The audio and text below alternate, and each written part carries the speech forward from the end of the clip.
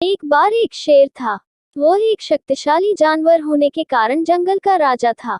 वह एक दिन में कई जानवरों का शिकार करके खा जाता था। जंगल के अन्य सभी जानवर उससे डरते थे। वे अपने आप को जल्द ही समाप्त किए जाने के बारे में भी चिंतित थे, क्योंकि शेर व्यापक दर पर जानवरों को मार रहा था।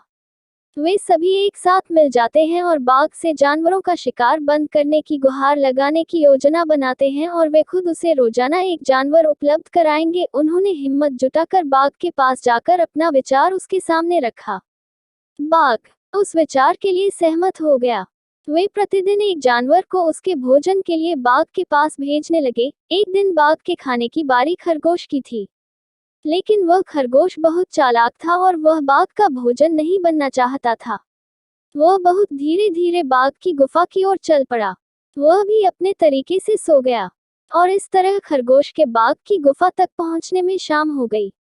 बाघ लंबे समय से अपने भोजन की प्रतीक्षा कर रहा था, जिससे उसे गुस्सा आ गया और उसे बहुत भूख लगी, और खरगोश को देखकर वह गुस्से से चिल्लाया कि उसे बहुत भूख लगी है और उन्होंने अभी एक बहुत छोटा खरगोश भेजा है। खरगोश ने कहा, महामहिम, उन्होंने वास्तव में मेरे सहित हमें 6 भेजे, लेकिन हमारे रास्ते में एक बाघ आया और खुद को जंगल का राजा होने का दावा किया।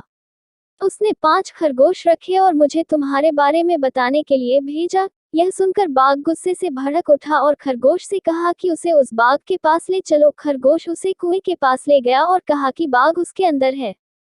बाघ ने कुएं में देखा और उसने अपनी परछाई को दूसरा बाघ समझा और उस पर गरजकर कुएं में अपना प्रतिबिंब देखा, जो भी दहाड़ता था।